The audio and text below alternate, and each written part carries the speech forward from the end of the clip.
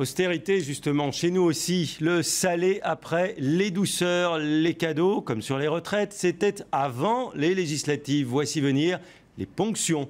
Le gouvernement prépare pour début juillet un collectif budgétaire destiné à engranger 10 milliards de recettes supplémentaires avec une série de hausses d'impôts. Dans le collimateur de Bercy, les avantages fiscaux accordés aux mécénats d'entreprises, ils ont permis de financer de nombreux musées. Le monde de la culture, mais aussi le ministère de la Culture s'inquiète. Reportage aux Arts et Métiers à Paris, Hubert Coster.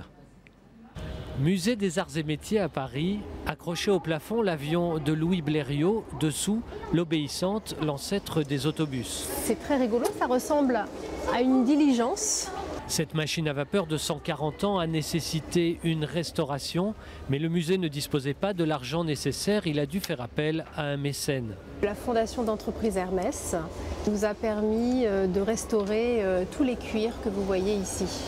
Coût total de réfection des sièges, 8 000 €, une somme que le mécène peut en partie déduire de ses impôts. Mais pour des raisons budgétaires, cette défiscalisation pourrait être réduite par le gouvernement de 60% à 37% seulement des sommes engagées. Ce serait vraiment une catastrophe pour nous, musées, si on changeait de dispositif.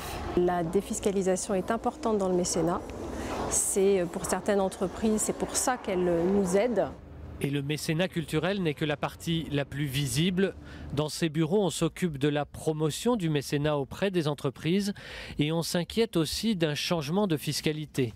On pense d'abord au mécénat culturel évidemment, mais le mécénat c'est aussi en faveur des associations sociales, notamment des associations d'insertion par exemple, qui représentent aujourd'hui 2 millions d'emplois et qui, si cette mesure était votée, perdraient une partie de leur financement et ça aurait des conséquences dramatiques. L'État pourrait récupérer une centaine de millions d'euros en modifiant cette disposition fiscale.